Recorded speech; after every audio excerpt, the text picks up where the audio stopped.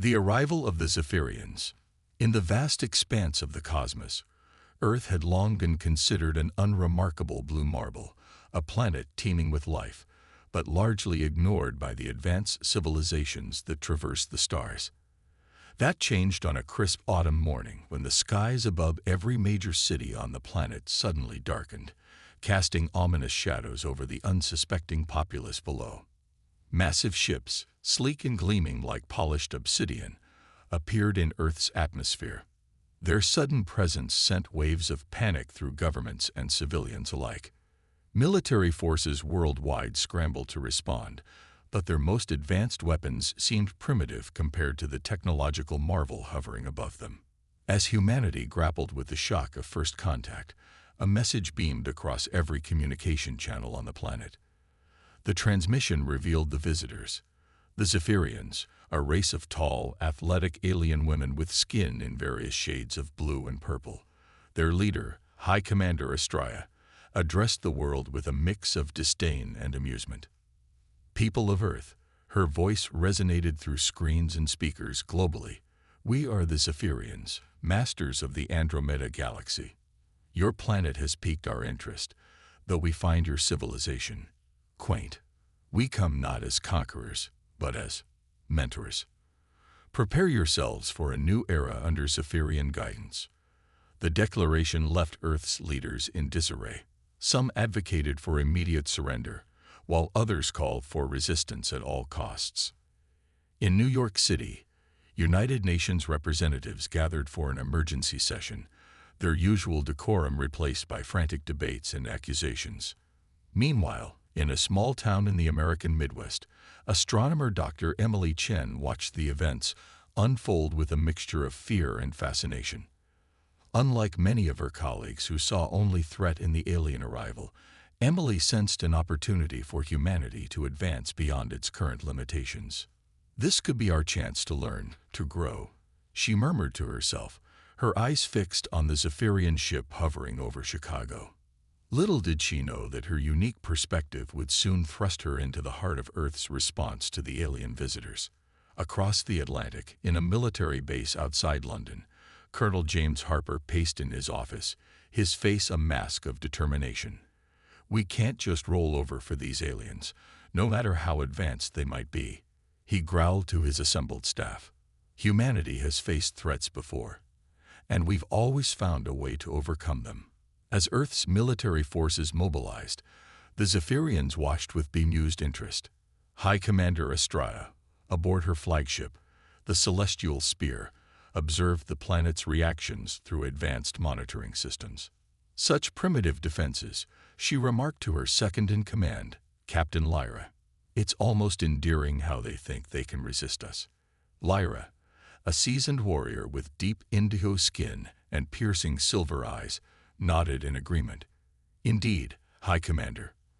Though I must admit, their tenacity is intriguing. Perhaps there's more to these humans than we initially thought. Estrella dismissed the notion with a wave of her hand. Tenacity without power is meaningless. Lyra, we'll soon show them the futility of their resistance.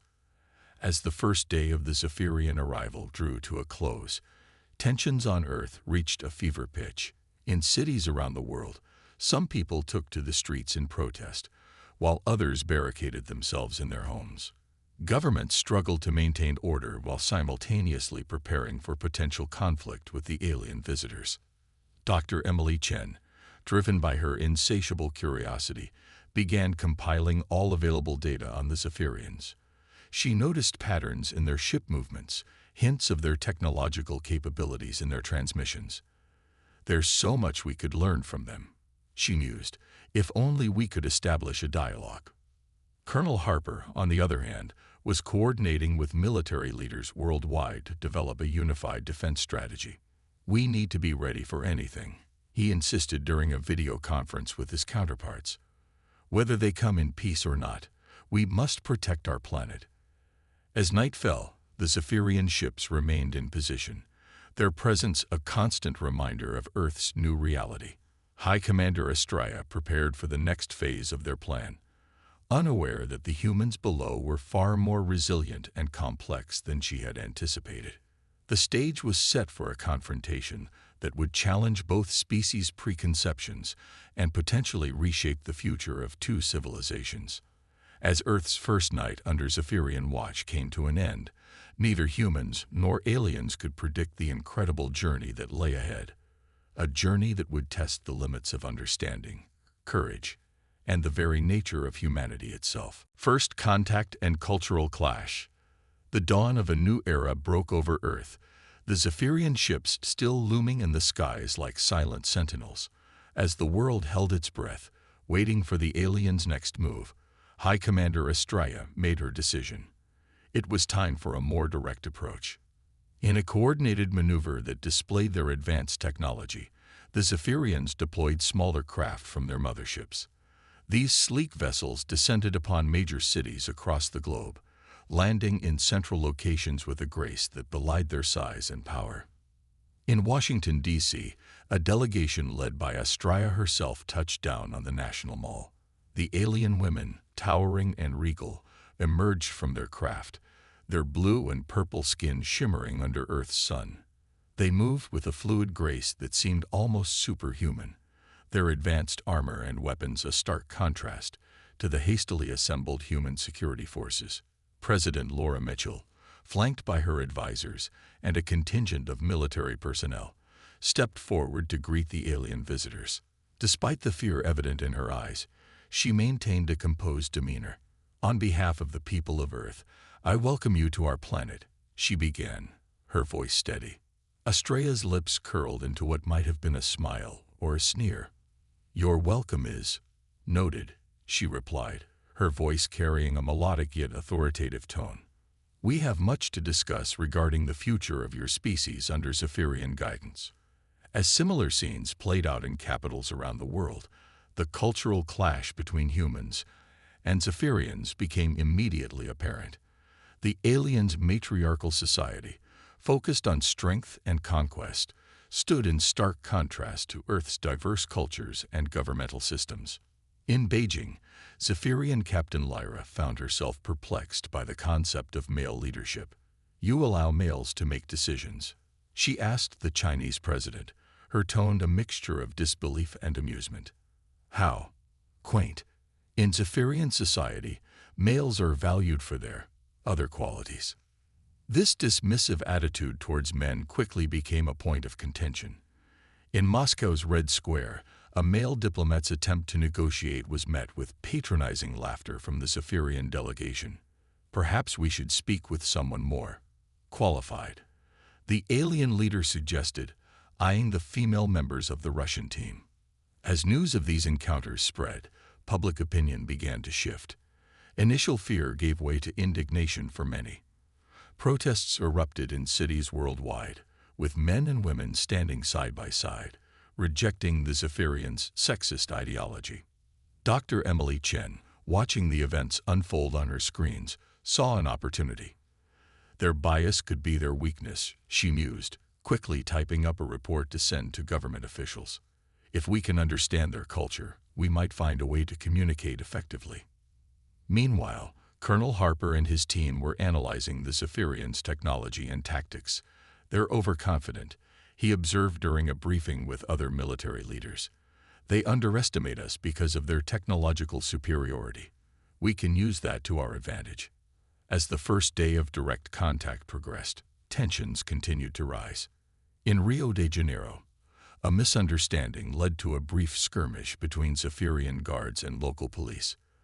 Though quickly contained, the incident served as a stark reminder of the potential for violence. High Commander Estrada, reconvening with her captains aboard the Celestial Spear, expressed frustration with the humans' resistance to Zephyrian authority. "They refuse to acknowledge our superiority," she growled. "Perhaps a demonstration of our power is in order." Captain Lyra, however, urged caution. "High Commander, if I may. There's something about these humans that doesn't quite fit our initial assessment. Their social structures, their adaptability, they're more complex than we anticipated." Estrella dismissed Lyra's concerns with a wave of her hand. Complexity without strength is meaningless. We will proceed as planned. As night fell once again, Earth's leaders gathered virtually to discuss their next steps. The meeting was tense, with disagreements about how to proceed threatening to fracture any unified response. It was during this meeting that Dr. Emily Chen's report caught the attention of key officials. Her insights into Zephyrian culture and her suggestions for potential communication strategies offered a glimmer of hope. President Mitchell, seeing the value in Chen's approach, made a bold decision. "Dr. Chen," the president announced, "I'm appointing you as our chief xenocultural advisor. Your expertise may be our best chance at finding a peaceful resolution." Across the world, as humans grappled with their new reality, acts of both fear and bravery emerged. In London, a group of civilians formed a human chain around a Zephyrian ship, calling for peace and understanding. In Tokyo, engineers worked tirelessly to reverse engineer pieces of Zephyrian technology that had been left behind during a demonstration. Colonel Harper, watching these developments, felt a surge of pride in humanity's resilience. "We're not going down without a fight," he muttered, "and our fight might just surprise them." As the second day under Zephyrian watch came to a close, both species found themselves reassessing their initial judgments. The Zephyrians, faced with unexpected resistance and complexity, began to realize that conquering Earth might not be as simple as they had imagined. Humans, for their part, were starting to see that unity and adaptability might be their greatest strengths against a technologically superior foe. The stage was set for a battle not just of weapons, but of wits, cultures, and ideologies. As both sides prepared for what was to come, the fate of Earth hung in the balance, with the potential for either devastating conflict or unprecedented cooperation looming on the horizon. The human resistance begins. As the third day of the Zephyrian presence dawned, a new energy pulsed through the human population. The initial shock had worn off, replaced by a steely determination to resist the alien attempt at dominance. Across the globe, people from all walks of life began to organize, forming a multifaceted resistance movement that would challenge the Zephyrians in ways they never expected. In New York City, hackers and tech enthusiasts gathered in underground meetups, sharing information and developing cyber warfare strategies. Led by a brilliant but reclusive programmer known only as Ghost, they aimed to penetrate Zephyrian communications and possibly even their advanced computer systems. "They may have fancy ships," Ghost told her assembled team, her face obscured by a high-tech mask. "But data is data. If it can be transmitted, it can be hacked."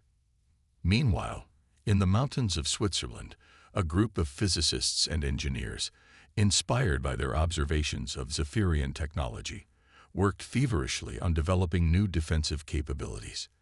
Dr. Hans Mueller, a renowned expert in particle physics, believed he had discovered the key to the aliens' energy shields. "If we can disrupt the quantum field they're generating," he explained to his colleagues, his eyes bright with excitement, "we might be able to level the playing field."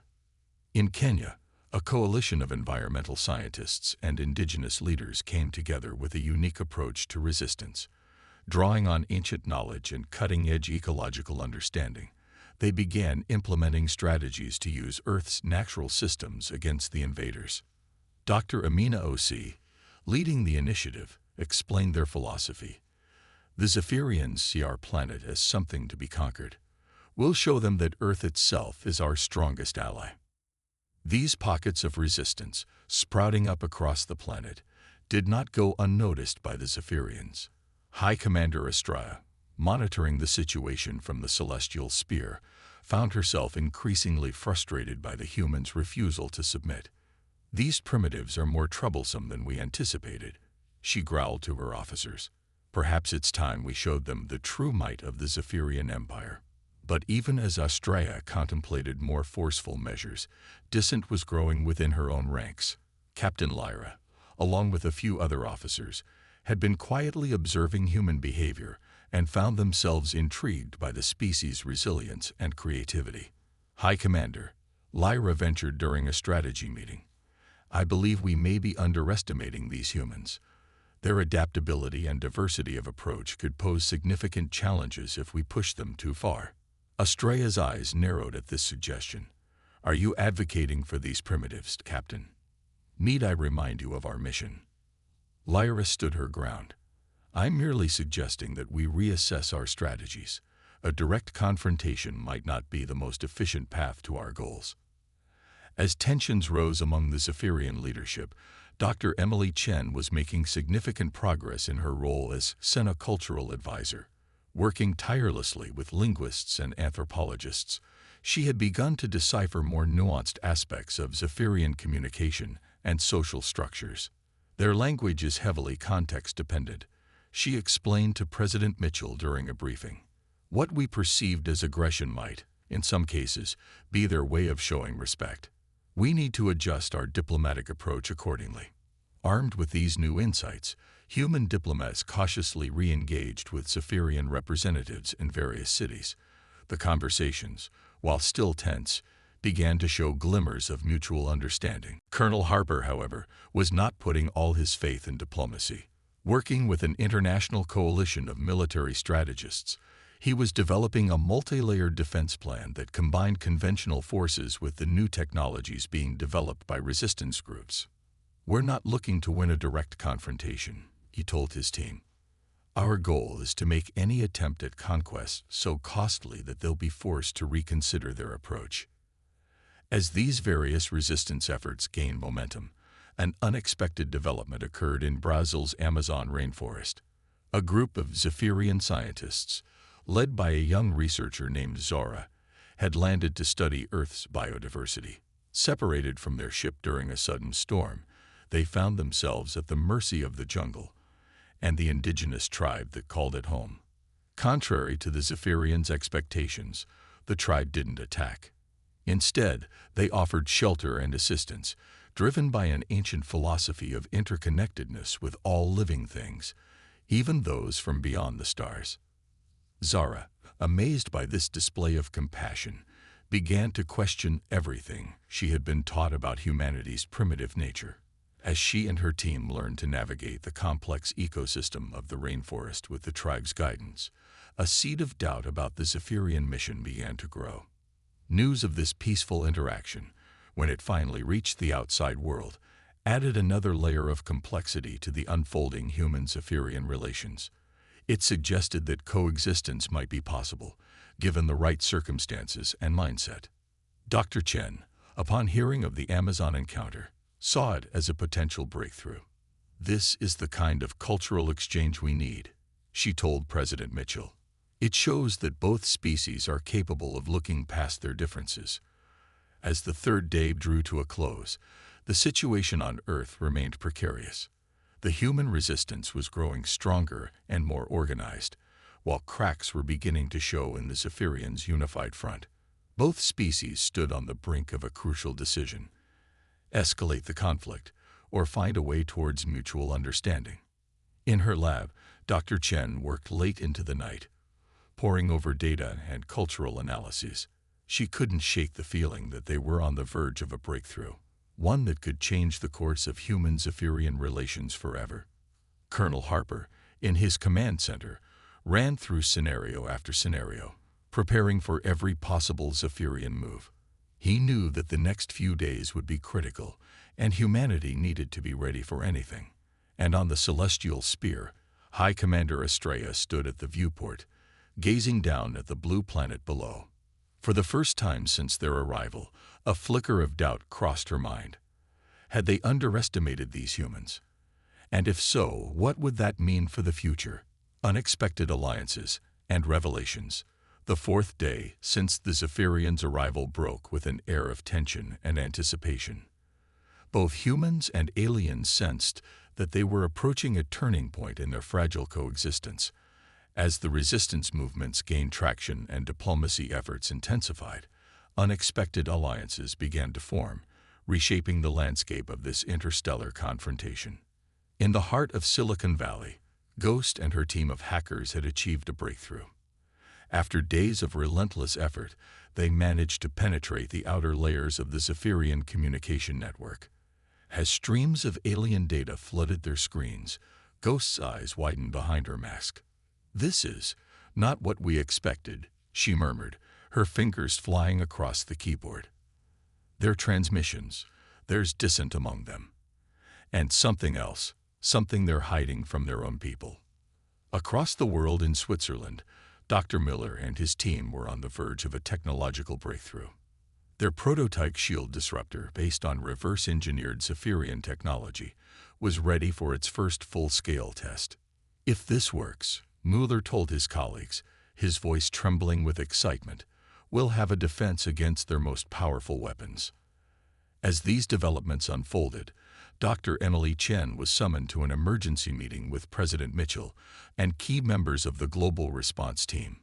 The atmosphere in the room was charged with a mix of hope and apprehension. "Dr. Chen," the president began, "we've received some unusual intelligence. We need your expertise to make sense of it." Chen listened intently as she was briefed on Ghost's hacking breakthrough and other pieces of information gathered from various sources. As the picture became clearer, her eyes widened in astonishment. "This changes everything," she breathed. "The Zephyrians, they're not here just to conquer. They're running from something." Meanwhile, aboard the Celestial Spear, High Commander Estrella was facing a crisis of her own. Captain Lyra, along with a growing faction of officers, had become increasingly vocal about their concerns regarding the mission. "High Commander," Lyra argued, her voice firm despite the risk she was taking, "we cannot ignore the evidence. These humans are not the simple primitives we were led to believe. Our approach must change if we are to achieve our true objective." Estrella's face was a mask of fury and frustration. "You overstep, Captain. Our mission parameters were clear." The High Council, Lyra interrupted, "may have underestimated the complexity of this situation. And there's more." She hesitated, then plunged ahead. "Our long-range sensors have detected anomalies. The threat we fled, it may have followed us." As this drama unfolded in orbit, back on Earth, the Amazon encounter was having far-reaching effects. Zara, the young Zephyrian scientist, had managed to establish communication with her superiors, sharing her experiences with the indigenous tribe. "They possess a wisdom we never accounted for," she reported, her voice filled with wonder. "Their understanding of their world, their connection to it, it's unlike anything in our databases. This planet, these people, they might be the key we've been searching for." These revelations sent shockwaves through both human and Zephyrian societies. On Earth, resistance leaders and government officials alike were forced to reassess their strategies. The Zephyrians were no longer just invaders. They were refugees, possibly bearing a greater threat in their wake. Colonel Harper, upon receiving this intelligence, immediately saw both the danger and the opportunity it presented. "If there's something out there that scares even the Zephyrians," he mused during a strategy session, "we need to know about it. But this also means they need us as much as we need them." Dr. Chen, working tirelessly to process this new information, had a breakthrough of her own. "Their social structure, their focus on strength," she explained to her team, "it's not just cultural. I believe it's an adaptation to the threat they're fleeing. They've literally evolved their society around survival." As this new understanding spread, small but significant changes began to occur in human-Zephyrian interactions around the globe. In some cities, tense standoffs evolved into cautious dialogues. Scientists from both species started to exchange ideas, each fascinated by the other's approach to technology and nature. In a bold move, President Mitchell decided to reach out directly to High Commander Estrella, armed with the knowledge gained from Ghost's hacking and Dr. Chen's insights. The conversation, broadcast globally, was a turning point.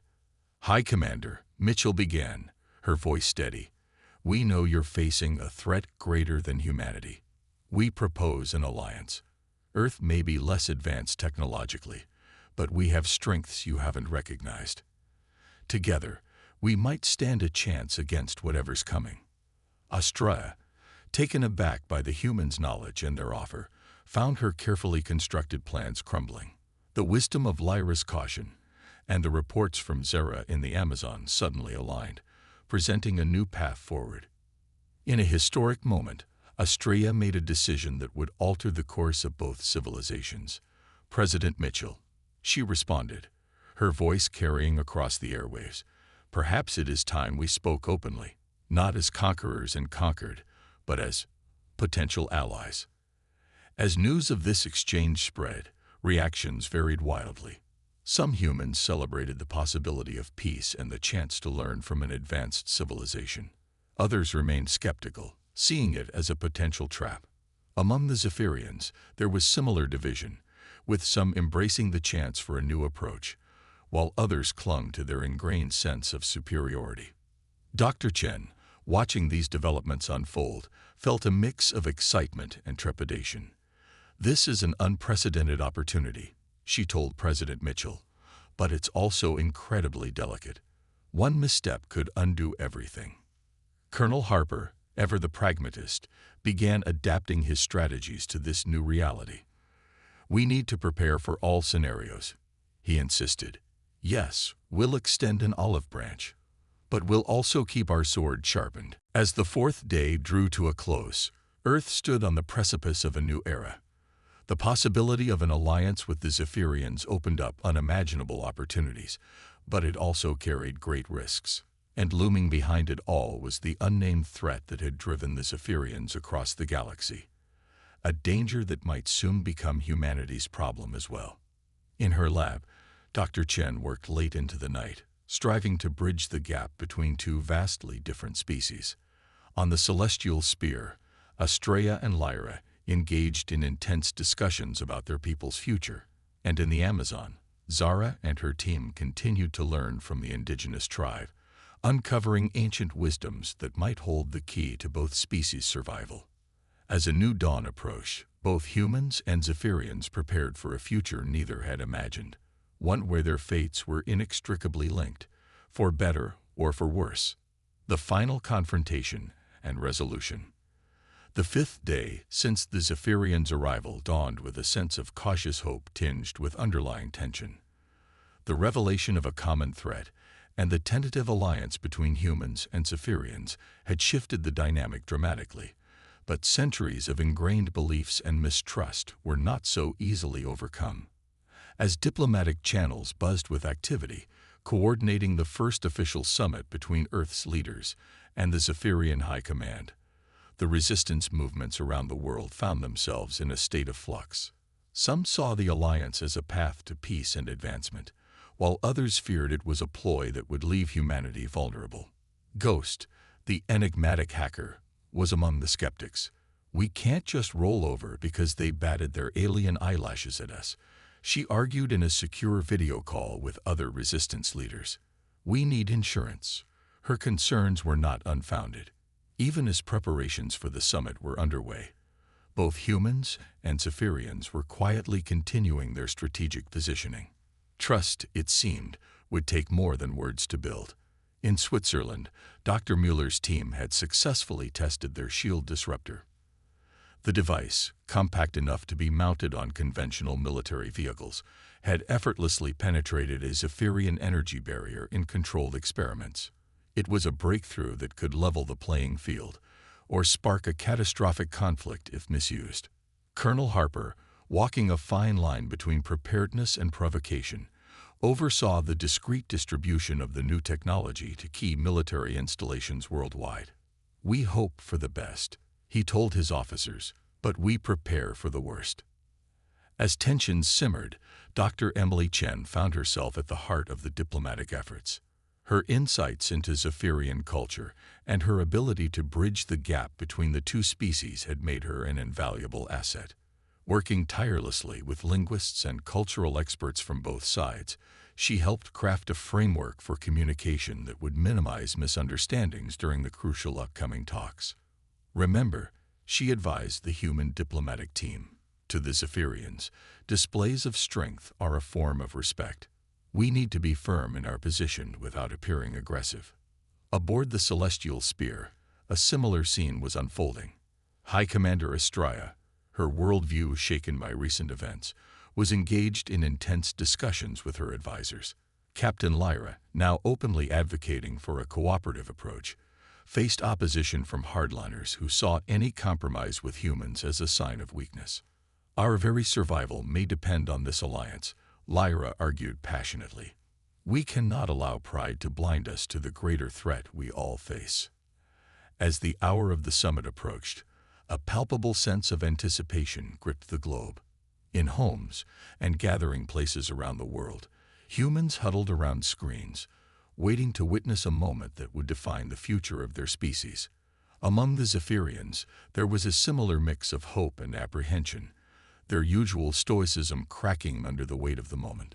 The summit was to be held on neutral ground, a specially constructed facility in international waters of the Pacific Ocean. As the delegates from both sides arrived, the air was thick with tension. President Mitchell, flanked by a diverse team of advisors including Dr. Chen and Colonel Harper, approached the entrance. On the other side, High Commander Estrella led her delegation, with Captain Lyra, and a mix of military and scientific advisors in tow. As the two leaders faced each other, there was a moment of silence. Then, in a gesture that would be replayed countless times in the years to come, President Mitchell extended her hand. After a heartbeat of hesitation, Estrella grasped it, their handshake sealing the beginning of a new chapter in interstellar relations. The talks that followed were intense and often fraught with misunderstandings, but slowly progress was made. The Zephyrians shared information about the threat that had driven them from their home. A relentless, consume-all force they called the Void. Humanity, in turn, offered insights into their adaptability and resourcefulness, qualities the Zephyrians had initially dismissed but now recognized as valuable. As the summit entered its second day, however, the fragile peace was shattered. Ghost, still mistrustful of the Zephyrians' intentions, had continued her hacking efforts. What she discovered sent shockwaves through the human delegation. "They're hiding something," she reported urgently to Colonel Harper. "There's a subset of encrypted communications that doesn't match anything we've seen before. Whatever it is, it's big, and they don't want us to know about it." Harper, torn between the promise of peace and his duty to protect Earth, made a fateful decision. During a break in the talks, he confronted Estrella with the information. The reaction was immediate and volatile. Estrella, feeling betrayed by the humans' covert surveillance, retreated into a defensive posture. The summit teetered on the brink of collapse, years of mistrust threatening to undo days of progress. It was in this moment of crisis that an unexpected voice rose above the chaos. Zara, the young Zephyrian scientist who had spent time with the Amazonian tribe, had been brought to the summit as a cultural advisor. Now she stepped forward, her voice ringing with conviction. "Enough," she called out, silencing both human and Zephyrian delegates. "We stand here, squabbling over secrets and mistrust, while a force capable of destroying both our civilizations draws ever closer. Is this how we face extinction? With suspicion and pride?" Her words, broadcast around the world and across the Zephyrian fleet, struck a chord. Dr. Chen, seizing the moment, stepped up beside Zara. "We have a choice," she addressed the assembled delegates and the watching billions. "We can let our fears drive us apart, or we can embrace this unprecedented opportunity to unite against a common threat." In the tense silence that followed, Estrella and President Mitchell locked eyes. In that moment, both leaders recognized the weight of the decision before them, and the consequences of failure. Estrella, in a move that would redefine her people's history, was the first to speak. "The encrypted communications," she began, her voice heavy, "contain information about a weapon, the last resort, developed by our scientists in the face of the Void's advance. We feared that if humanity knew of its existence, you might seek to claim it for yourselves." President Mitchell, realizing the delicate nature of the moment, responded carefully. "And now, can we move past this fear? Can we truly trust each other?" The next few hours were a flurry of intense negotiations, revelations, and finally, breakthrough. The Zephyrians agreed to share their advanced technology, including the mysterious weapon, while humanity offered its resources, creativity, and home as a base of operations against the void. As news of the successful alliance spread, reactions around the world were mixed but largely positive. The prospect of advanced alien technology and the need to unite against a common enemy helped soothe many lingering fears and resentments. In the months that followed, the face of Earth changed dramatically. Zephyrian ships became a common sight in the skies, working alongside human aircraft. Scientists from both species collaborated on groundbreaking projects, pushing the boundaries of what was thought possible. Dr. Chen, recognized for her crucial role in fostering understanding between the two species, led a new international organization dedicated to interspecies cooperation. Colonel Harper, his military acumen tempered with newfound diplomatic skills, became a key figure in Earth's unified defense force. Ghost, her skepticism softened but not entirely erased, turned her hacking skills to bolstering Earth's cybersecurity against potential cosmic threats. Dr. Mueller and his team, working with Zephyrian scientists, continued to advance defensive technologies that merged the best of both worlds. And on the celestial spear, now permanently stationed in Earth orbit as a symbol of the Alliance, High Commander Estrella and Captain Lyra stood side by side, gazing down at the blue planet they now call home. "It's not what we expected when we first arrived," Lyra mused. Estrella nodded, a small smile playing on her lips. "No, it's not. It's something far greater." As Earth and the Zephyrians prepared for the challenges that lay ahead, there was a sense of hope and unity that transcended the boundaries of species and planets. The journey had been fraught with misunderstandings and near disasters, but in the end, it proved that even the most unlikely of allies could come together in the face of a greater threat. The stars, once a reminder of humanity's isolation in the cosmos, now beckoned with the promise of a shared future, one where the combined strengths of humans and Zephyrians might just be enough to face whatever the universe had in store.